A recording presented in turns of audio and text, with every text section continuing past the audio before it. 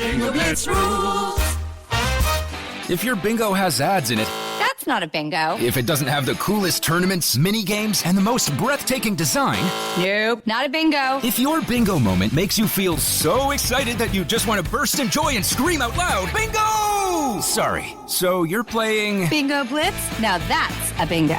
Go for a world of excitement with Bingo Blitz, the #1 free bingo game. Download Bingo Blitz and play for free. Now that's a bingo. Want to shop Walmart Black Friday deals first? Walmart Plus members get early access to our hottest deals. Join now and get 50% off a 1-year annual membership. Shop Black Friday deals first with Walmart Plus. See terms at walmartplus.com. Let's hang out. Let's hang out. And let's talk about what Leslie's about. Let's hang out. And let's listen to two lesbians shout. Let's hang out. Let's hang out. Hey everyone, welcome back to Les Hang Out, the podcast that just wants to know, did you take her to the pier in Santa Monica, forget to grab a jacket, wrap up in her because you wanted to? I'm just curious. Is it serious?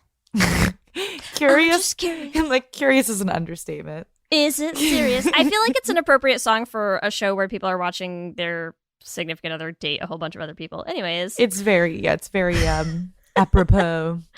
From the West Coast, I'm Leigh Holmes Foster. And from the East Coast, I'm Ellie Brigida. To those of you who've been with us through this whole journey, thank you as always for listening. If you're a new listener, welcome. We're excited to have you here. Here's what's happening this week. This Week in the Lesdom. This Week in the Lesdom is a place where we can touch base each episode about things going on with the podcast or otherwise. We have very exciting news because we got a new Trova Trip sign up, which means we have one more person coming with us to Croatia. 4 spots left. So if you want to be one of those 4 people, sign up at bit.ly/LesDoCroatia. The last day for you to sign up is July 23rd. Gotta get on it. It's coming up fast. We also want to remind everyone that in Season 6, we have been releasing monthly bonus episodes for our Patreon supporters. Our last one that just came out was on Ammonite. We had lots of very positive feedback love the that film. movie. It's my favorite film. And our next one's going to be coming out at the end of the month on June 26th. That will be on the movie Life Partners. If you want to catch all of those, you can find them on our Patreon. You can join at bit.ly/LesPatreon. You know what's so funny, Leigh? This just reminded me of something. Somebody reached out to us and was like, they thought we were saying bit.ly, like Leigh. It is bit.ly ly. Ly. So sorry for that. bit.ly. Not named after me, sadly. But I like that. If we had like legit it should be shortened links that just had your name in them. Yeah, that'd be great. I'm here for it. In the Greater Les universe, the first one I'm going to talk about because it's very relevant to my life. But the Bay Area is getting a soccer team, like a National Women's Soccer League team. A lesbian soccer team, or like all soccer teams are lesbian? All soccer teams are mostly gay. Yeah. So I think it's going to be like the 14th NWSL team or something. I think it's going to be down in San Jose. So it's not like actually super close to me, but I'm very excited because that means we can start taking the girls to soccer games and be like, who cares about men's sports? Nobody in this house. Let's go watch women play soccer. I love that. Hot stuff. Very excited. Love that for you. Also in the Greater Les universe, the Bottoms trailer just came out. This movie looks hilarious. So funny. I'm this so is excited. Everything I've ever wanted. It gives me Booksmart vibes. Yes. Like it's like that. I'm like, please pump this into my veins. A gay high school teen fight club is like that's my dream. Exactly what I want. Also, fun fact, Io, who plays one of the main leads, I did theater with her for years. Yeah. She's from Boston. She's incredible. We've been watching her when she's she was so at Dickinson. funny. She's so funny. She's so funny. I'm so excied to see her continuing to climb up into other things because she's crushing great. it. Yes. Yeah. Also in the Greater Les universe, some of you, for not relevant to today's episode at all, may have heard of a little show. It's called The Ultimatum. It's on Netflix. It was like a little bit gay. A little bit. Slightly gay. Know? So the finale, queer love. The finale happened last week, and I feel like it should have been like a gay national holiday. It just felt like everybody me it was. Everybody was waiting in anticipation, edge of our seats, watch parties left and right. We had a watch party. It was a great time. Obviously, we don't need to say too much about it right now because we're going to talk about it. Yeah. What a show. That's what's happening this week. Back to you, Ellie and Leigh. Thanks, Ellie and Leigh. We are so excited to bring you episode 21 of season 6, The UltiGaytum. Why didn't they just call the show The UltiGaytum? They missed really a missed an opportunity. Idiots.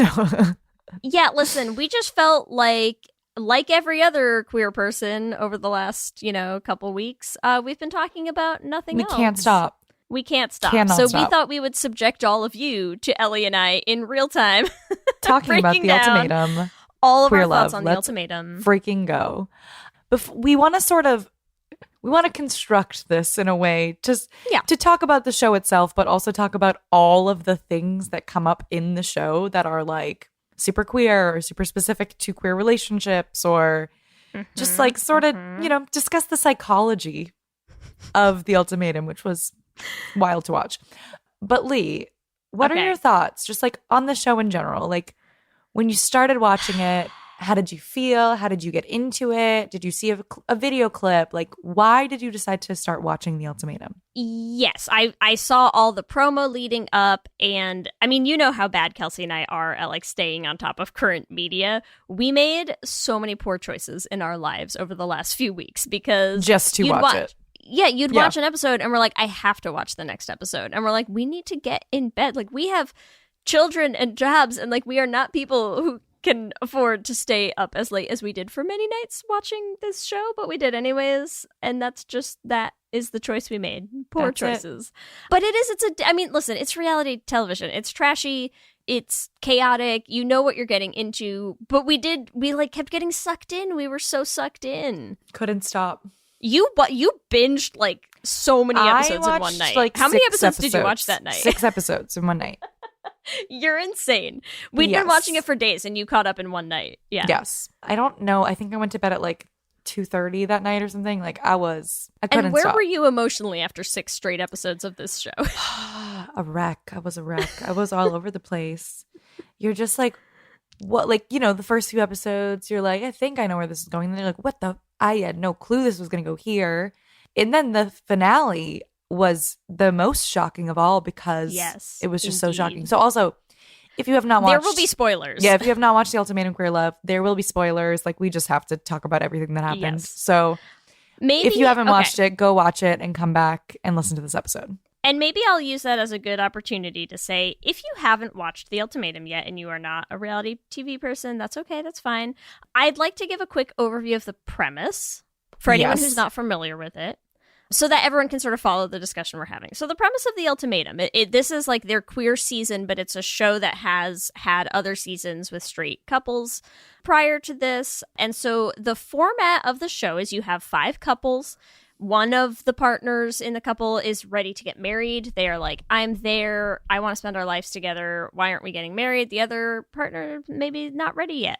And so what they do, they find these 5 couples. One of the people issues an ultimatum. You say, hey, we're going on this show. If at the end of this show we are not engaged, like, we are breaking up. Like, it's, it. This show is like shit or get off the pot for your relationship.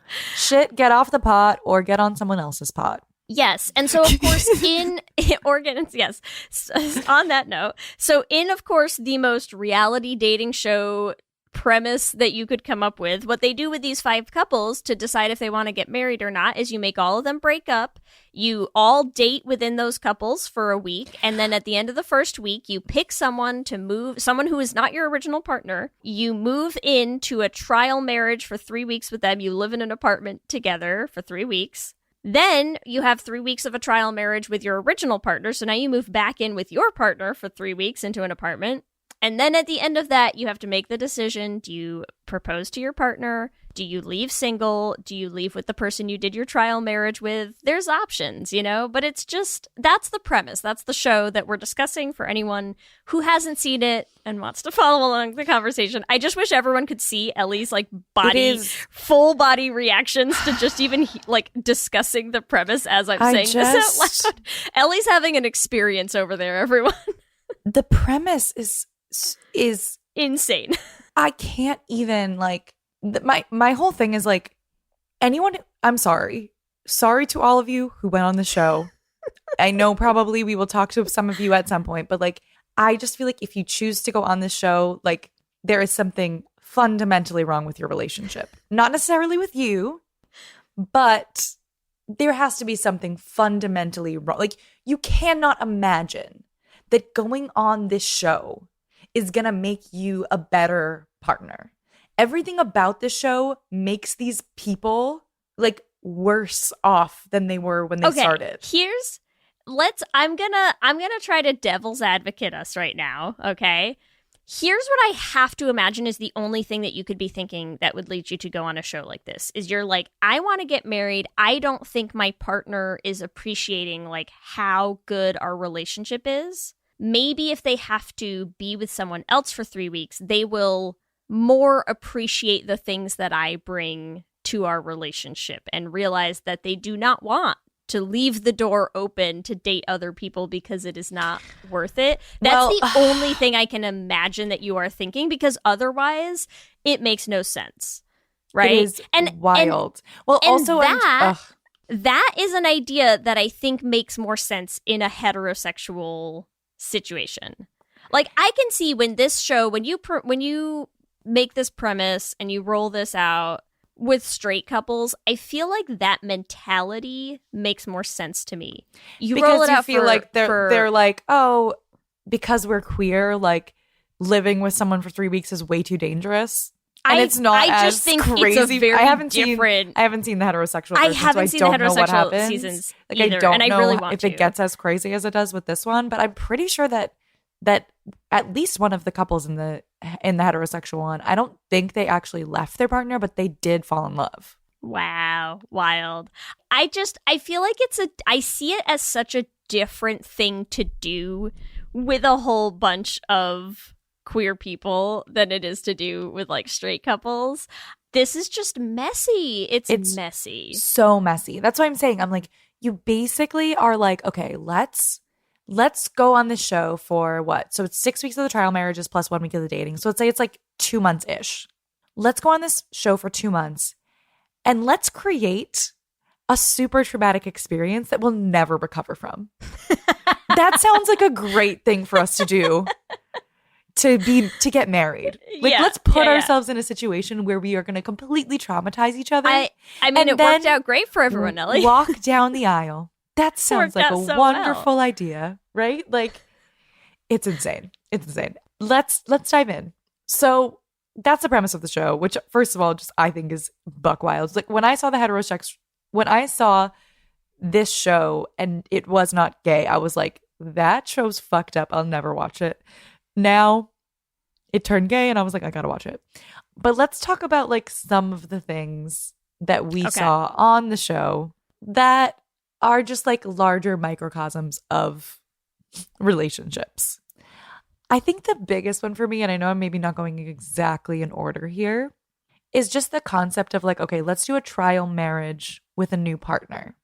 Sure. Right? Like anyone who's been in a long-term relationship should understand, and I feel like people don't. I feel like people still don't understand this concept of like, if I meet someone new that I'm attracted to, of course that will be exciting. Yeah. Right? There's this whole thing with Yoli and Xander where like they live together for 3 weeks, they sleep together, they fall in love. Oh, Yoli and Xander. Quote unquote, right? But I'm man.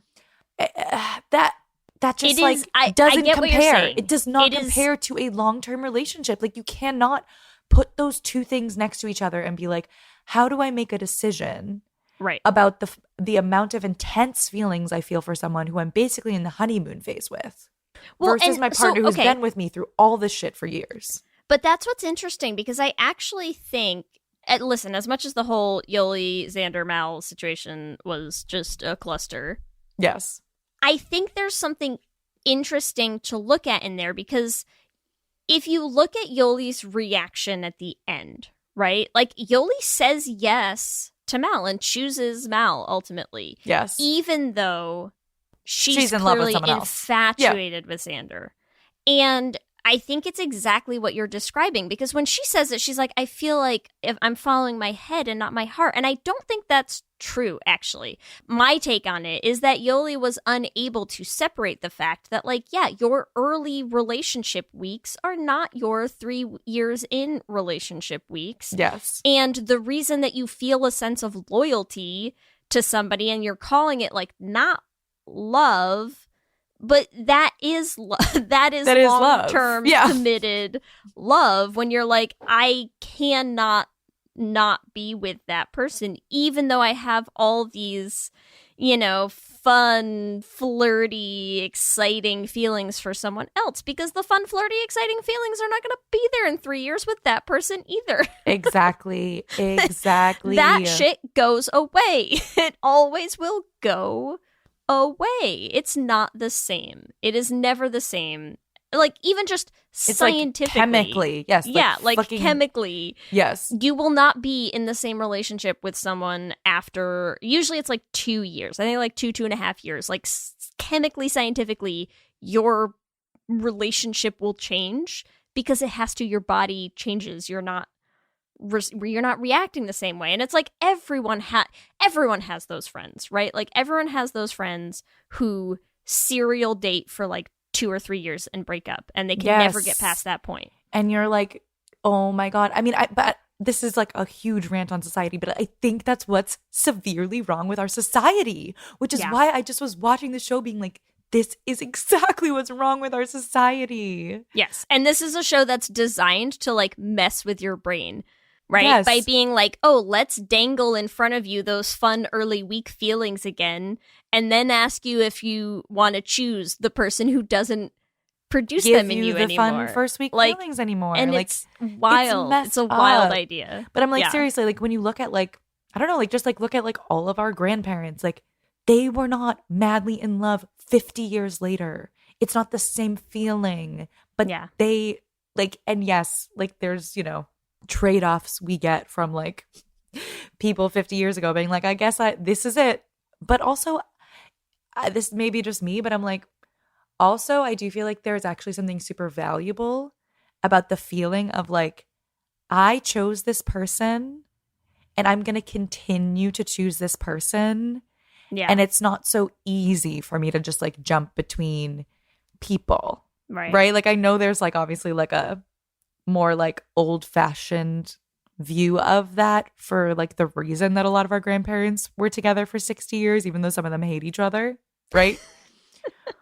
But if you don't have that mentality of like, I have to just keep choosing this person because I chose them initially, and like not saying like you have to choose someone if you're in an abusive relationship, which we can talk about, Tiff and Mildred, but just when things get slightly harder, right? Like where it's like, okay, yes, your relationship is harder right now because you're 4 years in. It's also, okay, I know it is like a common point of contention for a lot of queer people watching this show, because of course, if you're going to make a queer season of a television show like this, and polyamory oh my God, not I know. on the table. Because, okay, here's the thing. I also feel like we should caveat this with like, I understand how editing works, and I understand many people have many, many thoughts about a lot of things on the show. I feel like it's easier for the purpose of discussion to just take at face value the things that we saw on the season. Well, okay? And I also would say that Yoli at the reunion said she was not trying to be a poster child for polyamory.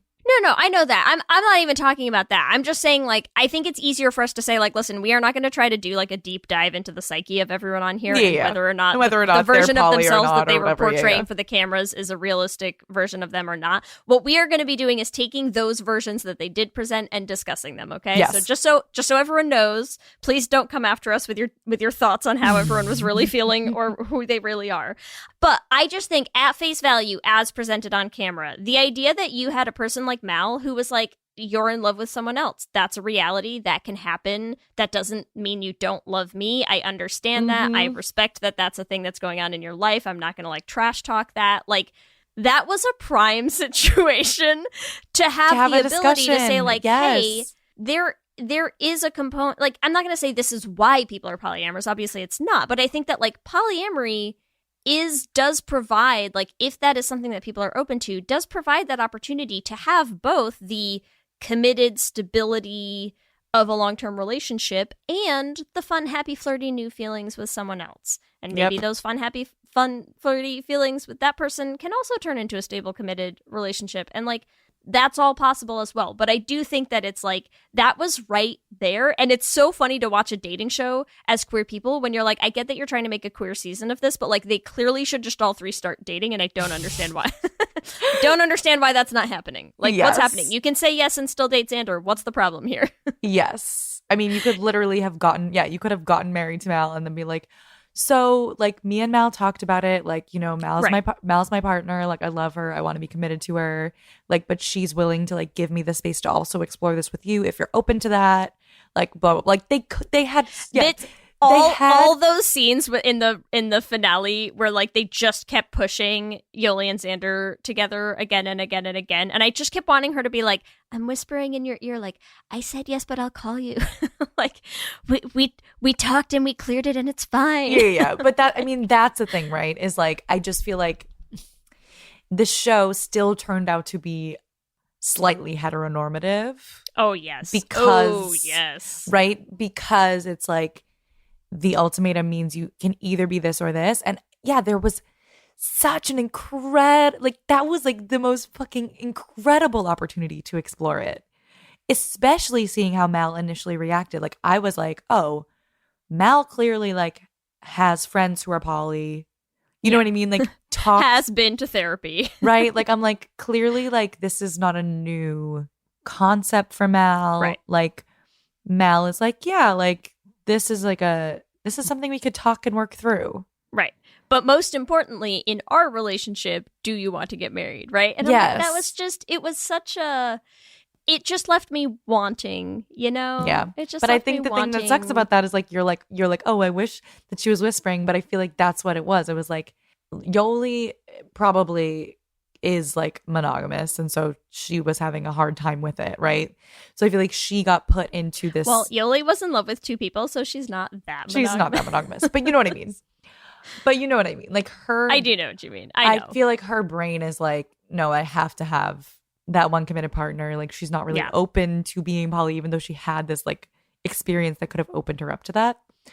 And so I feel like because of that, they had a very traumatic experience because Yoli also wanted her cake, but like, right, like she was like, I also feel like she made Mal feel like shit because she was still talking to Xander, she was still thinking about that, you know, like it was like not the and I think you know, forget Yoli not wanting to be the poster child for polyamory. I think Yoli kind of inadvertently became the poster child for like why communication is so important in polyamory. Yes. Healthy, honest communication, sort of the linchpin of that working, which clearly it did not. Let's talk about communication, because that's also, I feel like, the reason why so many of these couples like really failed is like. And what's crazy to me is that the one couple that was like the worst at communication is still engaged. As far as we know, I haven't been able to confirm that they're still together. I'm pretty positive they're still engaged. Like, I just saw a video they posted on Instagram. Happy for them. Yeah. Well, so let's talk about, because you know what's interesting from a communication standpoint. I actually think there were a lot of things about the show that did work. Okay. Which surprised me. Like what? Right? Like the conversation between Mal and Yoli in the kitchen when Mal was saying no. Forget Mal and Yoli. Mal and Yoli have nothing to do with good communication in my book. Because mostly on Yoli's side. But I want to talk about some of the things that I do think were helpful from a communication standpoint. And one of the things that I think is it is so common when you're in a relationship for a long time and you've gotten to the point where like you have stopped spit shining yourself up for another person, right? Like, there's a certain point at which more of the stuff starts to come out. Like, each of your baggage starts to rear its head, right? And what happens a lot of times is that sets patterns in place. And they become the patterns that you have in your relationship, right? And it's not like you can't work on those patterns independently, whether you're in individual therapy, whether you're in couples therapy. Like, sure, there's lots of stuff that you can do. But I also think a lot of people just tend to fall into those patterns and not really notice that they're happening. And I do think there was something really valuable, actually, for a lot of these couples to suddenly be in a position where your pattern is rubbing up against a different pattern. And like the trial marriage partners. The trial marriage partners. And so the ones for me that I'm specifically thinking of are Sam and Tiff. Sam and Tiff, yes. Sam and Tiff, I actually think was a fantastic that was trial a marriage super for both of them. helpful pairing, right? Yes. Because Sam was like, I'm going to just be like avoidant and like whatever my partner wants is like, that's fine. And like, I can just support that. But then she's with the partner who she's not in love with. Right. So she's like, actually, no, fuck that. Yeah. Like, right. And Tiff is like used to being in a hyper confrontational relationship. Oh my God. Leigh, I'm sorry. What did you think of the dog scene? We have to talk about that. We have to talk about that was dog the situation scene. that I feel like changed their communication also. So here's the thing. My thoughts on the dog scene are a little clouded now because I've watched a lot of clips on Tiff's TikToks, clips from their podcast where they talked about what was actually happening and like providing a little bit more context for. So it didn't seem like they just blew up the for dog no scene reason. as it was edited looked fucking insane. I mean, let's be honest. And I get it. It was edited to look insane. Right? Yes. But I also think like I've watched Tiff now talk about how important that day actually was for their trial marriage with Sam and for the two of them communicating. And it's why I think their trial marriage was actually one of the most successful ones that I think of anyone on the show. Because I think they both realized, I think that helped highlight for both of them a lot of the patterns that they were in and the things about those patterns that they wanted to help break out of. Right?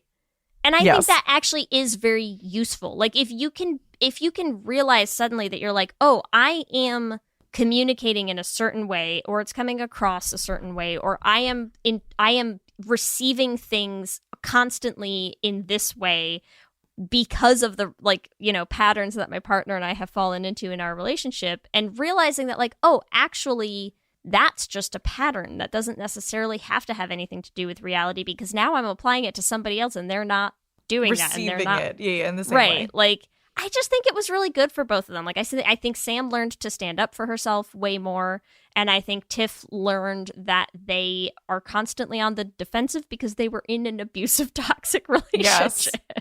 That's the thing. It's like, oh my gosh, like to flip out that hard is because they are conditioned by that's a trauma response. That man. was like that's there were a lot of trauma responses on the show. It was a lot. But yeah, I agree that like the two of them, and even like at the reunion when like Tiff left and Sam went to comfort her, I was like, I love Sam. I'll tell you what, that was really a sweet moment, and I do feel like they like really big. I think besides, I do feel like now I'm reassessing what I said in the beginning. I do feel like the queer version there are certain parts that work well when the trial marriage partners acted as friends. This episode is sponsored by BetterHelp. And as we head into Thanksgiving time, I want to start by thanking my wife, Kelsey, who has not only listened to just about every episode of this podcast for 8 seasons now, but who also is the only reason I'm able to make time to record it every week. She takes the kids, gets them dinner, and gets them ready for bed just so that Ellie and I can come on and yell about gay things into each other's faces for an hour. So here's a reminder to send some thanks to the people you're grateful for in your life, including yourself. I've been in therapy for a long time now, and one thing that's so important about therapy is how it teaches you to be more intentional. And being intentional about gratitude and how to show that to the people you appreciate is just one of the many benefits that I've gotten from therapy over the years. If you've been thinking of starting therapy, consider giving BetterHelp a try. I know how hard it can be to find time for regular therapy, and BetterHelp is designed to be flexible and convenient for your schedule. You can fill out a brief questionnaire to get matched with a licensed therapist, and you can switch therapists at any time for no additional charge. If you want to start being more intentional about gratitude in your life, visit betterhelp.com/letshangout today to get 10% off your first month. That's BetterHelp, HELP.com/letshangout. Let's hang out. For many businesses, the holiday season can be both an exciting and stressful time. With so many balls in the air, one thing you definitely want to know you can rely on is how you're selling your products. And with Shopify, you can rest easy knowing it's the home of the #1 checkout on the planet. Nobody does selling better than Shopify. And when it comes to successful brands like Aloe, Allbirds, or Skims, an often overlooked secret is all the things that go on behind the scenes that make selling and, for shoppers, buying simple. For millions of businesses, if you take a peek behind that curtain, you'll see that Shopify is what makes it all possible. Shop Pay boosts conversions up to 50%, so that's more happy customers and way more sales going. It's true all the time, but especially this time of year, your commerce platform better be ready to sell wherever your customers are scrolling or strolling, on the web, in your store, in their feed, and everywhere in between. Businesses that sell more sell on Shopify. Upgrade your business and get the same checkout we use for Realm merch with Shopify. Sign up for your $1 per month trial period at shopify.com/realm, all lowercase. Go to shopify.com/realm to upgrade your selling today. Shopify.com/realm.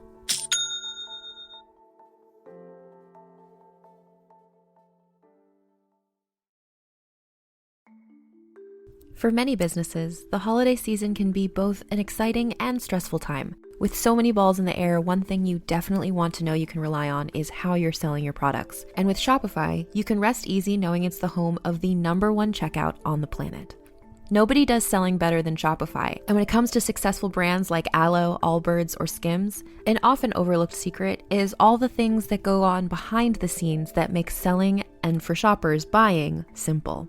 For millions of businesses, if you take a peek behind that curtain, you'll see that Shopify is what makes it all possible. Shop Pay boosts conversions up to 50%, so that's more happy customers and way more sales going.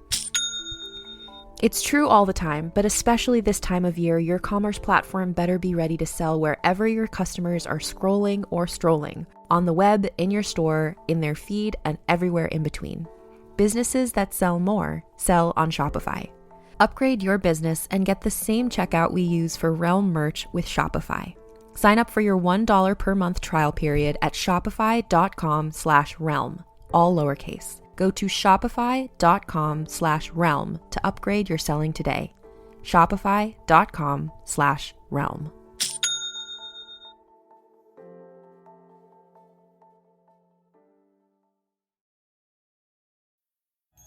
Baking Hershey's Kisses Peanut Butter Blossoms is the perfect way to celebrate the holiday season with friends and family.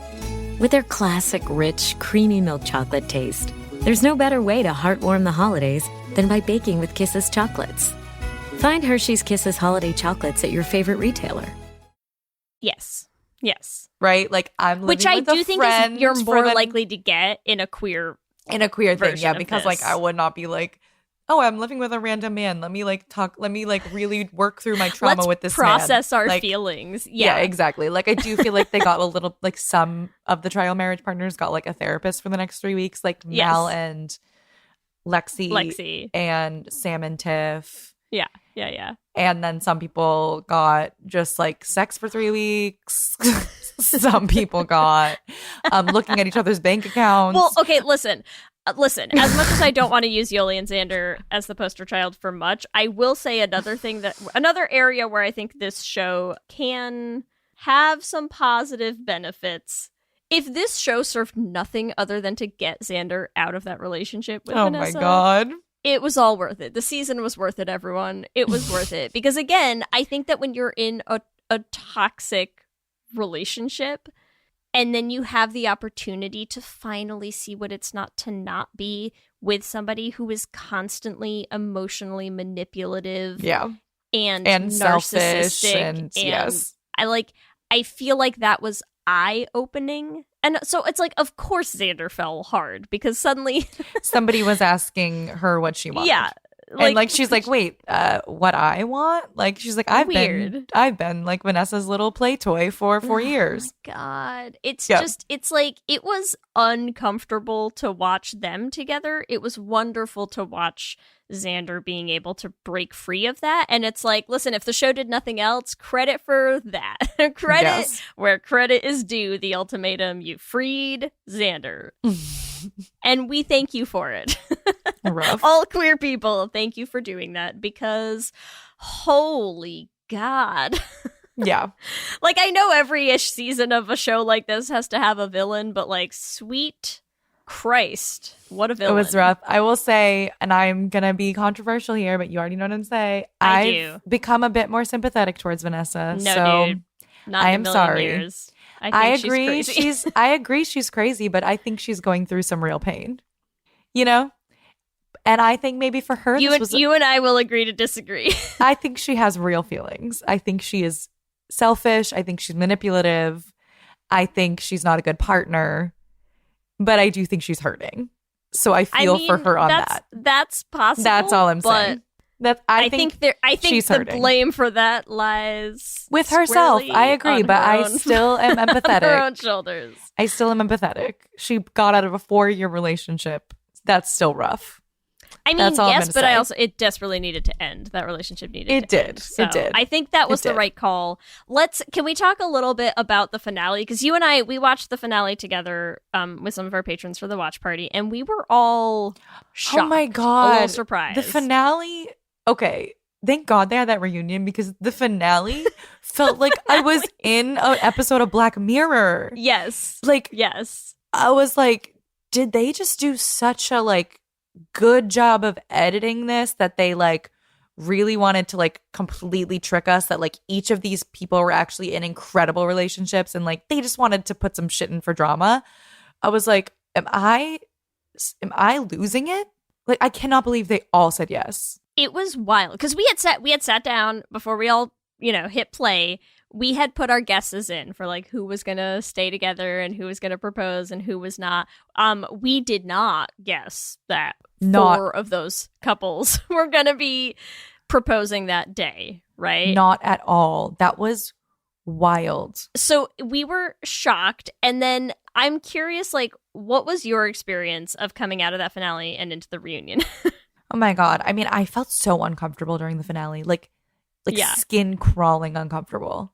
Was it more uncomfortable than then rolling into the reunion where they had all broken up? No, see, that's the thing. The reunion was reality makes sense. I felt like the finale felt like my whole reality was shattered. The finale was gaslighting us all. Yes. And then the reunion was oh, okay, this is what I saw, right?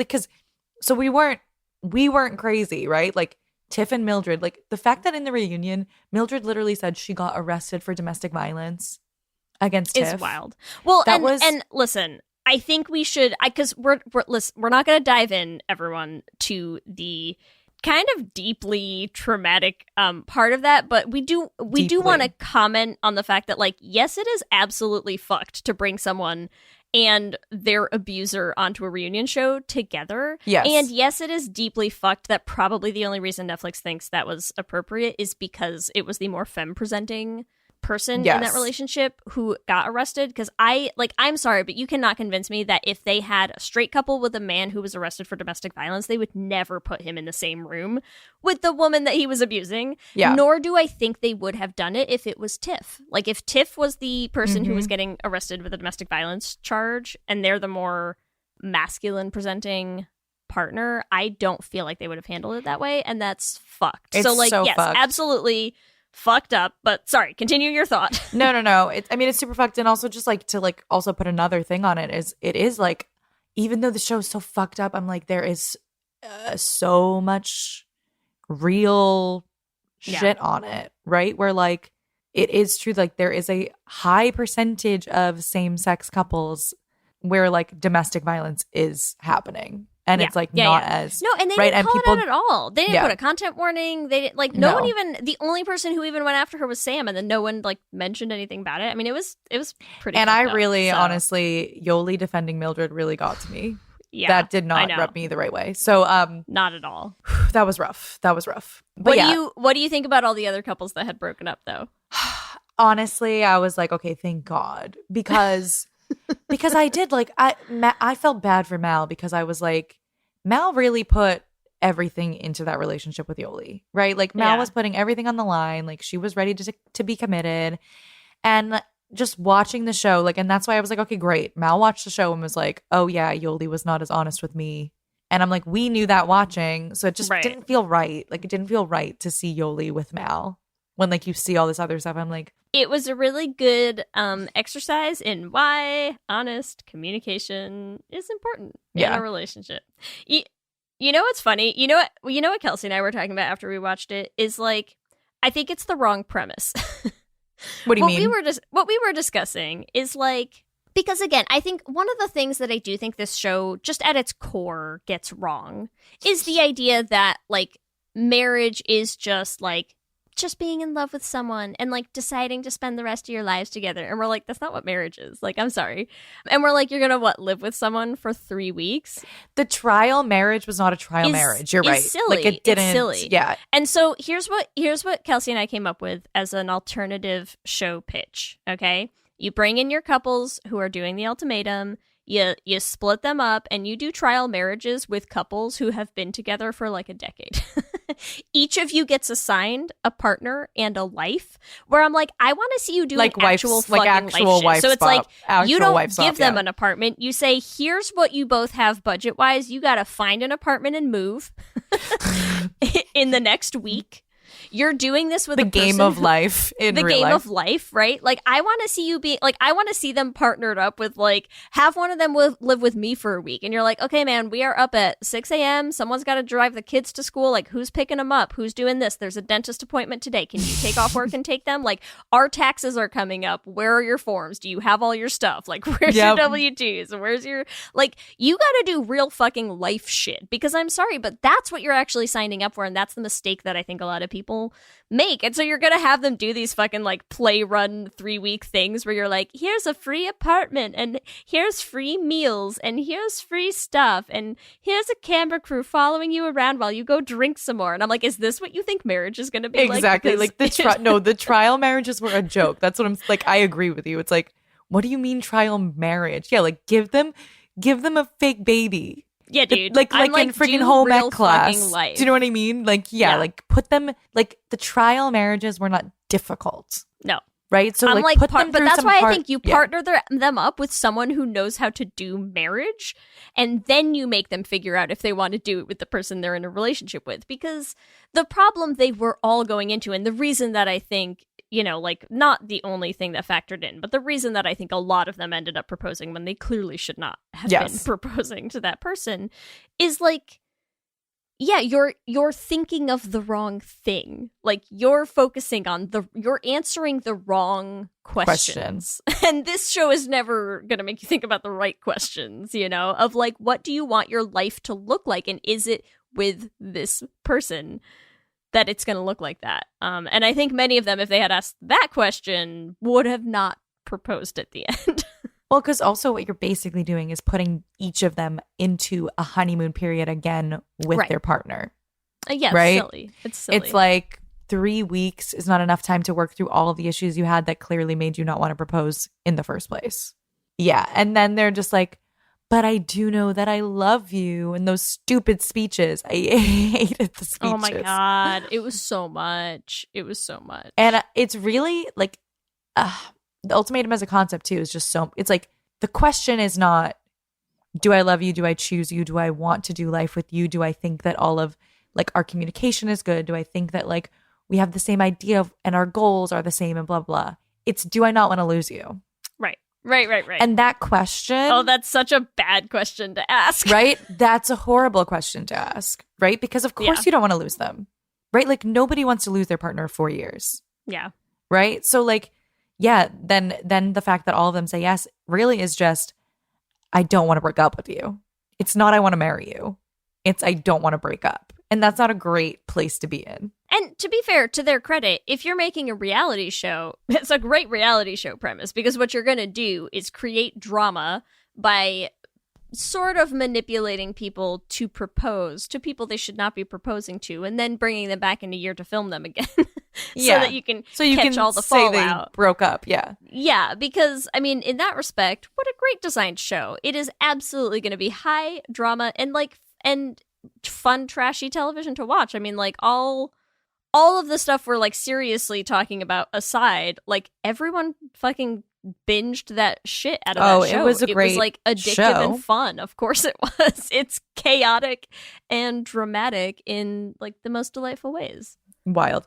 Okay, so also Lexi and Ray, because I had such hope for them, man. I had such hope for them. Dying at that freaking end card reveal.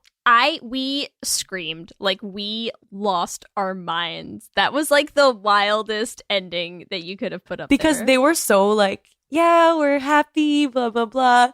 Broken up. We're like, wait, what the hell?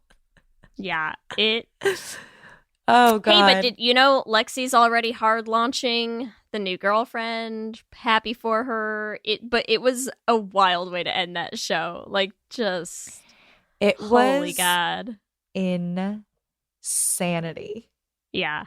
Insanity. Well, and that's another example of like, I mean, again, we don't super know what happened, and so we're sort of stuck with like what the face value story that we've seen is. But like that felt like a situation where like Lexi was the one who was on board being like, here's my vision for our life, here's what I want, here's what it looks like, and then that did not stay the same, you know? Yeah. So like I don't know what exactly happened in there, but oh god, I was rooting for them.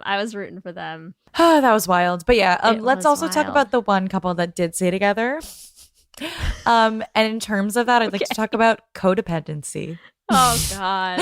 So Sam and Aussie, I really can't believe they're still together. I can't. I mean, I'm going to say that I can only assume that means Aussie has gone to therapy. I am hoping that that's the case. Aussie clearly has some childhood trauma that is being worked out. And I mean, I get torn sometimes because, again, it's like these are people's real relationships, right? Like we do know that somewhere deep down. And I think Sam is a really great person. Like she just seemed, Very if you ask me, I kind. think Sam was the most well-adjusted person on this season. And so it's hard sometimes because I for sure went into the finale with very strong, like, free yourself, Sam. Yes, like, please. Free yourself, you deserve better than this feelings. And it's hard when, I also do think that, like, they got, as a couple, they got the least amount of screen time of anyone on there. And so it's hard sometimes when I know we don't know the full story. So I hope they've worked on things together and found better ways to communicate, because their communication, from what we saw in the show, looked like just hot garbage. Looked also like such just a like mess. To like Aussie literally completely shutting down when any sort of conversation was ever brought up. Yeah, is like there was some serious rejection sensitivity disorder happening, and it was wild to watch. Was wild. But I also just feel like I don't know, just I feel like Sam, it was just like Sam will do literally anything to make Aussie feel comfortable. Yeah. And I'm also like, that's not great either. So I just hope she's still, like, I hope that after the camera's turned off, Sam is still pushing Aussie to be more communicative, and it's not just like, oh, well, the cameras are off, let's go back to our regularly scheduled programming. I'm just gonna pretend like I have no needs and like try not to trigger you. Yeah. You know what's interesting now that you're saying that? I do wonder, I mean, because again, we talk all the time about, we want more representation, we want more queer things, and then you get stuff like this and you're like, do we? Yeah. Did we want this? And I do wonder sometimes if it is actually worthwhile to have represented some really common, I think, within the queer community, examples of toxic relationships and the fact that they don't work out. Yes. Because realistically, I think it actually was really hard for, I've seen a lot of people who were posting like, TikToks and Reels and stuff who were like, wow, I did not expect to have such a hard time watching this show. Because it reminded them of their own previous relationships or current relationships. Or current relationships. And so they're like, they are just like fully blasting this stuff on television. And then you're watching other people do it and you're like, oh no. Yep. Oh no, I can see that it's bad. And suddenly I'm like seeing stuff in my own relationship. And there might be some value in that, Yeah. Like I'm wondering if there are people watching this who are suddenly realizing, hey, this isn't actually a healthy communication style when you hold it up to some of the other ones on this show.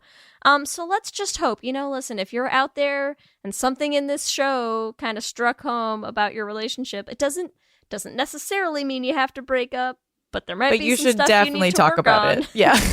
And if your partner's throwing furniture at you, you probably should break up with them. That would be a good idea. That's abusive. Please That don't was abuse yeah. your It honestly partners. Holy that fuck. honestly is like so scary too. I think like that whole thing really just like I feel like there's like this whole conception for some people that like love should be wild and crazy and passionate. The Notebook, you mean? Yeah, well, like literally somebody said during our watch party, like, do not compare yourself to the Notebook, because they were like, if maybe Vanessa was like, we'll be birds in another life or whatever. And I was like, actually, they are sort of like the Notebook. Like the couple in the Toxic Notebook and unhealthy. is toxic, right? Yeah. Like we constantly fight, but like we have the best sex ever and it's great. It's like, yes, that's a bad formula for a relationship, especially a long-term relationship. Yeah, it's not gonna work. It's just like you shouldn't constantly be fighting and breaking up with your partner. Like if you are constantly fighting, you're constantly breaking up, but if the only thing you focus on is that, oh, but we keep getting back together, so that must mean something. You should be thinking about this. And it's why it's funny, because honestly, if this show ended on the finale, it's a hate crime. Yeah. Right? Like, it's a hate crime to present these couples and then be like, and they all got engaged, the end. But there is something that's like really satisfying about the reunion coming out and having it be like, yeah, actually, it is wildly unsustainable to have this as a relationship. And as soon as you take the cameras off, everything's going to fall apart because everyone is not desperately trying to present the best version of themselves yeah, for the cameras. And this is a bad relationship that didn't work out. Yes. So it's like, as much as, listen, it's reality television. It is what it is. And there are things I hated about this show. I actually think there are some worthwhile things you can get out of watching it, if you know what to look for. I feel like everyone who's in like a stable, committed relationship was just like, wow. Wild. True. I was like, you're just popcorn. Like, yeah, popcorn exactly. As you watch, like, wide-eyed in wonder. Can we get snacks, honey? Yeah. You're like, okay, feeling pretty good right now. Yeah. Going to bed every night just being like, I love and appreciate you so much. Yes. I actually wrote this poem for you. Can I read Okay, Vanessa. Okay. Can I read this for you? No, dead. But yes. I mean, clearly there's some value in the show. We all binged it. We all watched it. It's creating a lot of discussion about relationships, about communication, that I think like the heterosexual version was not creating those conversations within the straight community. They did not give a fuck about that. So yeah, I think there's definitely some value in it. And I do want to say like another caveat as we sort of sign off. You said this a little earlier, but like these are real people's relationships and we're just like going at it. And we're going at it based on like highly edited and versions, altered. Like yes. I've seen so many things that the contestants have put up to with like how clearly edited certain scenes were to like reconstruct conversations into the narrative they were trying to create. And like, we know that. Yes. We know that. Okay. Like we know that's why I said like we're doing the face value take on this, even though we know it's made up. But that's okay. It's just that's what we want to discuss is the made up reality that they presented us. It's fine. Yes. True. And yes, if any of the Ultimatum contestants want to come on Let's Hang Out. Oh my God, we're please. still open to that. What a wild show. Vanessa. We won't. What a wild show. Any other thoughts on the show, on your feelings before we go into our Q&A? My feelings are, I still love trashy reality television when it's gay. Please give us more, that's all. Give us more, please. Yes. And make us the freaking host. Why? Yes. Oh why my Joanna God. Swisher? Get a gay fucking host. Come what on. is wrong with you? Come on. All right. Now we're going to our Q&A. Here we go. Q and gay. Question number 1, Leigh. Would you go on a reality dating show? Yes or no? No. Never. That's my nightmare. I know. This one in particular. Yes. No. Unless it's because you bring us on to be the stable, committed relationship partners, in which case, like, yes, please, let us whip some young lesbians into shape for marriage, okay? We can do it. I still really want to go on a reality show. Like, obviously will not be a dating show, but like, put me on Queer Eye. Like, please, like, I want to get made over. Like, give me a home makeover. Like, put me on a freaking, like, The Amazing Race. Yeah. You know, like, give us... And they've given us some good gay representation. Reality on some of those other... shows I would do as a possibility. Dating show, no, man. Not a Can't chance. do it. Okay, Ellie, question 2. What is your favorite queer dating show? Out of A, A Shot at Love with Tila Tequila, B, 12 Dates of Christmas, C, Are You the One, or D, The Ultimatum? It has to be Are You the One. That show was so good. And also just like, it was trashy, but the premise was not as shitty as The Ultimatum. Do you know what I mean? I actually love the premise of Are You the One. I think the premise of Are You the One is great. I think like people are not... The reality show concept is not built to traumatize people. So which is why like The Ultimatum I cannot get behind in terms of like, yeah, great concept for a show, even though like I binge the shit out of it, but less trauma in Are You the One? All right, question number 3. What was Netflix's biggest hate crime? A, no pronouns, B, no poly option, C, having Tiff and Mildred on the reunion, or D, straight host? They're all bad. All bad. It is why, like, clearly there were not enough or any queer people involved in the production of this season. I think the biggest hate crime personally was having Tiff and Mildred together on the reunion. That's because it's just like inappropriate. Like, it's completely inappropriate and irresponsible. Yes.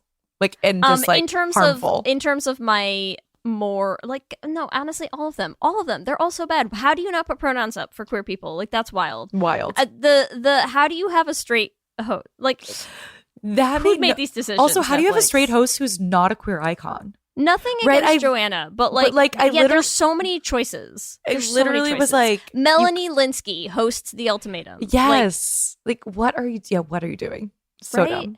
Wild. Okay, question 4, Ellie. Would you be the A, ultimatum giver, B, ultimatum receiver, or C, you couldn't catch me on this show? That is a hard C. I will never go on. Like, I would not go on the show. Like, I could not do the show. No. All right, question number 5, Leigh. What queer reality show do you want to see next? A, Survivor, B, Big Brother, C, The Bachelorette, or D, any sort of queer game show? Okay, I feel like there are some fun game show options that we could dream up. I feel like what I think should come next, or like is the next logical progression, is a queer Bachelorette season. Mm-hmm. Like, that just feels like it's right there. It's right there for the picking. I feel like we're ready for it, you know? Mm-hmm. Remember, you can give us your own answers to this episode's Q&A questions on our Twitter at Let's Hang Out Pod. Let me hear you say hip, hip, hip, hip, hip, with gay.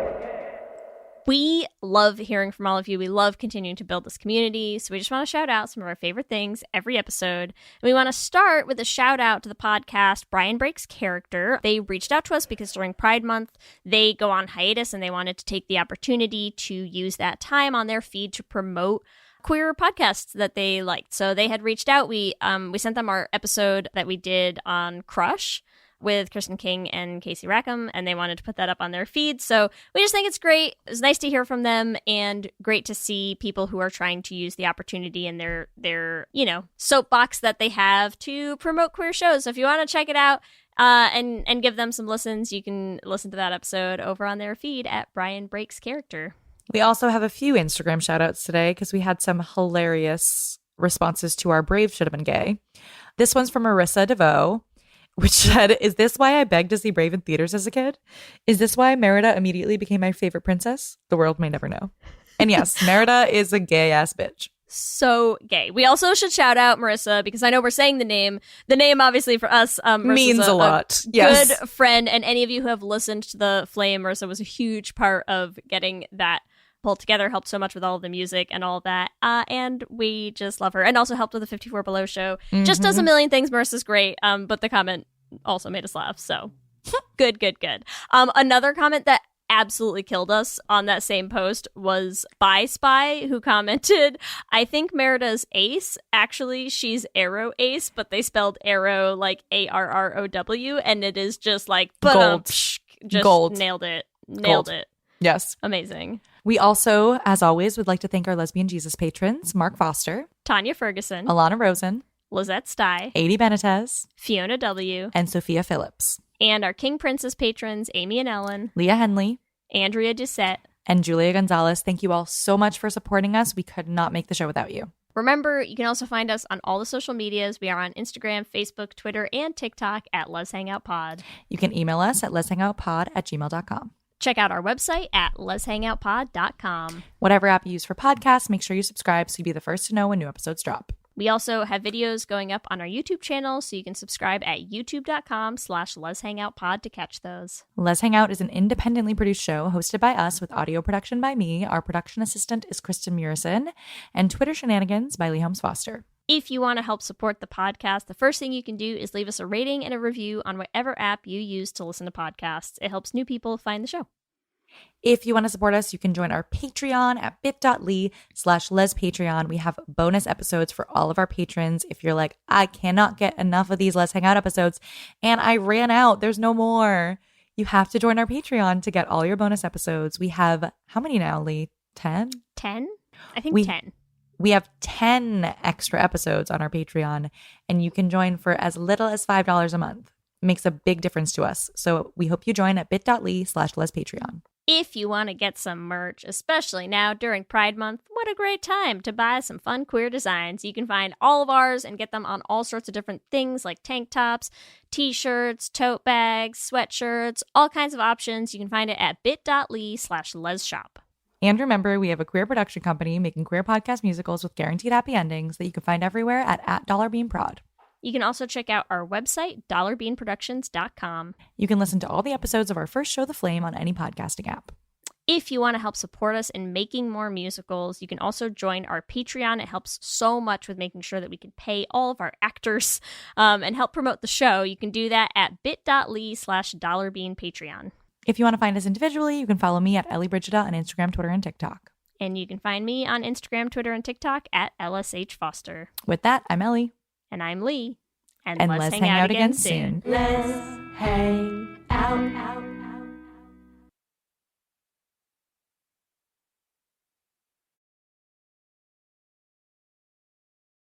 Ladies and gentlemen. What are you doing? What do you mean? I'm making Just keep it simple. I'm making the promo. Just keep it simple. Just say, hey, we're the Brav Bros. Two guys that talk about Bravo. Ladies and gentlemen, boys and girls, we're the Brav Bros. No. Oh. Dude, stop with the voice. Just keep it simple. I've seen promos on TV, dude. This is how you get the fans engaged. This is how you get listeners. We're trying to get listeners here. If we just say, oh, we're two dudes that talk about Bravo, people are going to get tired of it already. We need some oomph. All right, then fine. Let's try to do it with your voice. Brav Bros. Good job.